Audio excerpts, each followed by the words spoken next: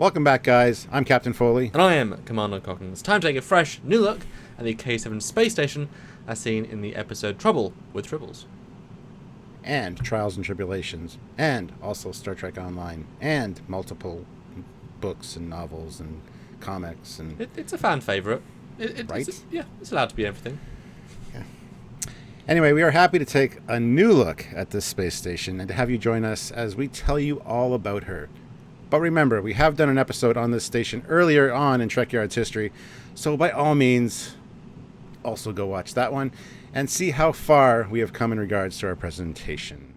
As with some other things we've researched for this show, we've found some conflicting facts and figures, and no one is surprised by that. And we will address these when appropriate. But we'd like to give you all the facts we discover and allow you to use that information to determine for yourselves what you feel is the most appropriate, because at the end of the day, this was seen in limited senses with nothing really said on screen, so the primary canon is a little bit thin, but the licensed canon, as we said, a little bit conflicting. So Deep Space Station K-7 was one of 17 identical space stations scattered around the periphery of Federation space to serve as resupply and dry dock facilities in areas where there were no inhabited star systems.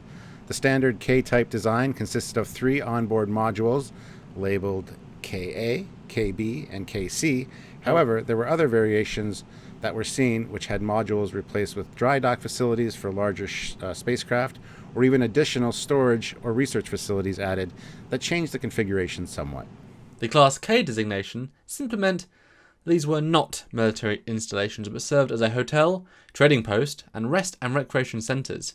The K designation also referred to the fact that it is one of the stations bordering the Klingon border. Peaceful access is provided for all life forms for shore leave purposes. They have permanent staterooms which are capable of accommodating 800 plus passengers at any given time, in addition to the regular crew complement of around 250 personnel. Now, this crew complement also varies from source to source, but the 1976 blueprints have a complement of 86 officers and 712 crew.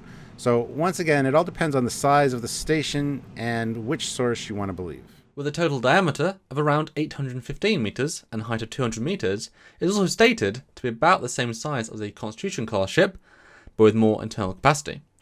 This is where some of the contradictions come into play. Some sources state the number of decks to be 30, another 35, and yet another showing 50 decks in total. Now, I'm inclined to believe the 1976 blueprints, however, so we will go with the 35 deck figure for now, as it seems the most plausible.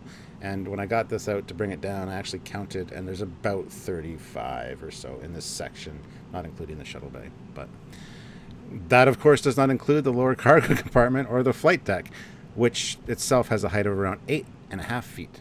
And it's funny now in retrospect, we might now take the 50 decks as being canon if the Enterprise is being retconned Discovery-wise as being the upscaled. Because now you've upscaled one, you have to upscale everything else. So they might have known 40 years earlier, done it by accident. So, hey. This is interesting though. Its defences consisted of a standard shield system and light monotanium hull armour with a low-level structural integrity field. More conflicting information, though. Some sources say that because this was not a military installation, it just flat out had no armaments. However, another licensed source states it has 4 standard phaser banks, and I think we are in agreement that the 4 phase banks, at a minimum, make sense. You never know what you're going to encounter, and if you have no offensive weapons, that's foolish at best, especially considering the war we just had, with the Klingons a few years earlier, which destroyed a third of the Federation fleet, and they had suicide bombers, and it was really, really, tricky. So you'd assume any sort of installation on the new Klingon border, because those lines shifted, would be armed. Yeah, absolutely.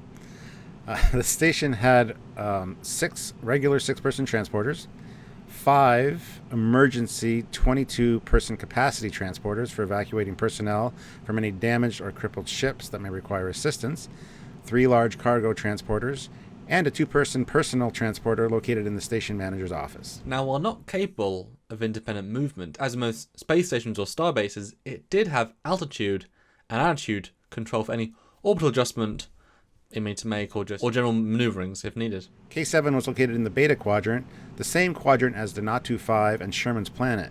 This seems like another reason that onboard weapons made sense, as the nearest Klingon outpost was only a mere 3.26 light years away. And just another interesting fact, this makes this station about 200 light years from Bajor and Deep Space Nine.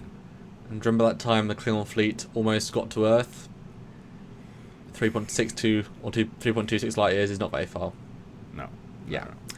The station consisted of mainly storage areas and industrial fabrication facilities, but it did also contain medical research and scientific labs, as well as a docking area or hangar bay. In 2268, the year of the terrible triple infestation, a Type F shuttlecraft and Indiana Jones's vessel can clearly be seen in the hangar bay. Lovely little details for a physical miniature. The station also had many recreational areas, including bars, coffee shops, snack bars, a library, theater, lounge, sun deck, amusement arcade, a casino, and even a large natural park area. Having been constructed sometime prior to 2230, by the late 2250s, the facility had fallen into disrepair and hadn't been upgraded or even refitted in about 2 decades. It did eventually slowly get upgraded, but was always behind the times. No one considered it a priority. A century later, however, despite being very outdated, it still served in the peace talks between the Klingons, Gorn, and Norskins in the year 2391. And to give some more historical context, Stuart, we know the station was built in 2230-ish on the Klingon border. When the Klingon War started in 2256, Battle of the Binary Star, and those massive wartime borders shift. It's quite amazing this station survived all those years. It might be on the other side of the border, maybe. Did they take over K-7 and let it live? Did the Federation think of it as being an important facility and try and save it? Because it still survives just fine in the 2250s, which is not that long after a devastating Klingon war. I don't know. You'd think border stuff many years into a war, you'd think a border ship and then a massive war that destroys borders would be affected by it, but we guess not. I guess it all depends on your view of what's canon or not. In Star Trek Online in 2409, the station is still seeing active service. Now, however, the station manager was Commander Naomi Wildman, and also serving on board is Lieutenant Commander Icheb, both of Voyager fame. And do you think it's a good assignment for either of them, honestly? Probably not. No. Let's ask Manu what he thinks. By the way, Manu, you're on this rustic station. How do you feel? It's like, I was a Borg expert. What do you mean? Yeah. But the original TOS one was designed by, obviously, guys, Matt Jeffries. Amazing. And in his original concept, it was designed to have an outer ring with habitation modules located in the center. Amazingly, or maybe intentionally, Rick, you never know, very much like we see with Deep Space Nine later on. K-7's final design was influenced heavily by Gene Roddenberry and was actually based on a concept model for a real-life space station moon-based concept proposed by Douglas Aircraft as early as 1960 for NASA. Jeffries sold off his original design sketches as Lot 144 with an estimated US price of $200 to $300 in a Star Trek auction on December 12, 2001 in order to raise funds for the Motion Picture and Television Fund. I think that's quite a steal because that's classic Matt Jeffries drawing for that. Absolutely. I'd like to know who has them right now. Yeah. The original studio model built for TOS had been missing for decades, either thought to be lost or destroyed. In 1996, however, with the help of Doug Drexler and Michael Kuda, another model was built by Greg Jean for the Deep Space Nine episode Trials and Tribulations. The last time this model was seen was over at Image G, where the motion control had been recorded for the episode. Much like its predecessor, though, this model too has not been seen since. But yet another model, this time in all CGI, was created in 2006 for the TOS remastered editions of Trouble with Tribbles. But 2 years prior to that, Doug Drexler, the famous Doug Drexler, had created a CGI model of the station under the name of Max Rem for James Corley's fan-made production, Star Trek New Voyages. Although never used in the show, it was later seen in the licensed Ships of the Line calendar and some books that he'd worked on. And it's worth noting that the officially licensed model, which is the baseline for what Stuart has there, was made for Eagle Moss by Tobias Richter, the ever-amazing Tobias Richter, and it's a high-detail model. And if you bought the Eagle Moss model, that's based off that, and with renders beautifully done by him. So that's the new license one. Yeah. It's pretty cool. I gotta say, this is one of my favorite Eagle Moss models, the K-7. So nice. So now time for some discussion. Armed. This thing would have to be armed, in my opinion. It needs phaser banks. Yeah. Not just because it's along the Klingon border, but because it's an asset and something that would be wanting to be acquired by some enemy forces or even Orion pirates or some renegade faction. It should be armed. in some capacity, especially. And then if we go back to, of course, being along the Klingon border and the war with the Klingons and the Cold War, it just makes sense. And also, if you look at the way, we saw the Discovery take the Klingons and took them as message and that stuff, the idea of being taken in by the Federation and changed, any station where you could mingle with the Earthlings of the Federation as equals would be totally against that ideology, and I would have assumed these stations get destroyed just as a protest. I mean, the entire border got shifted, as we see in an episode. So the fact that these stations didn't get annihilated in the Discovery retcon war is weird. Unless it was heavily armed, unless it was defended. But maybe it's the only K station to survive. That might be kind of fun, but a bit of a caveat. And given that it looks very run down, if it was that important, it would have been, slightly better treated. I mean, yeah. I mean, that's why the idea of a Cold War is much more interesting, because then it's really important to this neutral place. Yeah, and I think in Discovery, some of the screenshots we have of the border and the war does include. I don't know if it includes K-7 specifically, but it does include a few other K stations.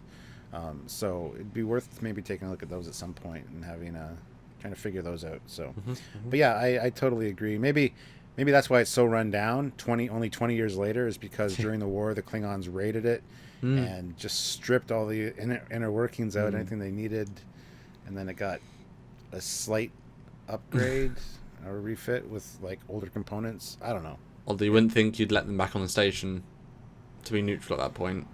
Barred for life if you rip the copper out of the walls. But in terms of design, I mean, this is one of those great uber simplistic yet uber memorable designs that if you were going to revisit, it'd be a straightforward thing just to take the baseline design and then modernize it with modern plating, add some more thought, add an obvious deck layout, fundamentally break down, where everything is more functionally and add some maybe weapon pods. There's things you can do to it to really easily update it. But I mean, it's certainly an iconic design, and one of the only civilian non-Kitbash Aurora class thing we see, I believe, in all the Trek that's space worthy. So it's pretty cool as an indication of what that could look like. Although it's Federation designed and built, not Starfleet, so it's presumably another race might have taken point. It isn't quite like a Starfleet design. It's a bit different. And it's a product of its time. It's got a very 1960s pulp sci-fi magazine kind of vibe to it, and I like it. It works, but it's definitely easy to modernize this and still retain that look, as a lot of people have done. So yeah, I think it's a great design. It definitely holds up. So kudos to Matt Jeffries, as always. He does a fantastic job. So, but I think part of why it does feel much more and quite of its time is that if it was based on a moon-based concept, a 1960s one, then it wasn't Matt trying to push forward and think the future. It was more based on take this design profile and do something interesting with it. Limiting it a little bit, but make something better than some of its parts, hopefully. But yeah, still iconic, and it was certainly good to see. And would have been nice if maybe like season 3 actually them going back to the station a few times and have it be a common resting place. That would have been kind of cool to like moor them. It's meant to be wagon train to the stars, but what happens when the first outpost is made? Well, go back and resupply and see. It could have been a nice way of grounding it, even. And then they could have had political stuff with the Klingons, but that would have been maybe, too serialized for the time. Because, yes, if, at that point, obviously, you could watch the episode once and you just wouldn't be able to see it again. Like that's it. That was it. So imagine if you missed 3 episodes and now suddenly there's a more abrupt war of the Klingons. It's like, wait, what? Well, yeah, you missed the last 3 episodes. Oh, dear. So it was, made sense at the time. Yeah. So anyway, guys, I think that's probably it for this episode. I'd like to thank you guys for joining us. Like I said, go watch our original version of this, because we have a funny intro to it, and it's funny to see how far we've come. It's been a long road getting from there to here. I'm just saying. And now I'm sorry. And now these are the 1080p sleek ones with those beautiful other bits, and just I think just better sound, better video, better. It's just we always want to be the definitive visual memory alpha, in a sense. You come to us being a bit of personality as well, and a bit of behind the scenes, and we hope you've enjoyed this modernized look at an original classic. That's right. If you want us to continue doing these, either remasters or new episodes, by all means, help support the channel by heading over to Patreon. Link is in the description below. You can also help us out by heading over to our Teespring store and getting some cool Trekyards swag. We've got a lot of cool merchandise over there. And don't forget, if you want Eagle Moss ships, such as this one, you can do so by clicking the Eagle Moss link in our description and using the discount code Trekyards to save yourself some money and acquire some of these really cool ships and models that we talk about. So by all means, do that to help us out. And also join us on our live chats. Super chats are always welcome. Plus, you get your voice heard. You get to interact with us. And they're a great way to interact with our community. So we look forward to seeing you there. But the community we have on Facebook is amazing. Come and join the page. Just Trekyards, easy peasy. I mean, it's dozens of daily conversations. Super active if you want to talk ships, space stations, anything like this. That's the place to go. And obviously share. Once you're on that page, you can say, oh, look, Stuart or Samuel posted the video. I'm going to share it because that's a great way of getting the word out. And we do need it because this thing needs to grow with your support. If you can, please do. And also, as always, don't forget to like this video, subscribe to the channel, and hit the notification icon to get notified every time we upload. So until next time, I am Captain Foley. I am Commander Kongs. See you soon, guys. Bye, guys.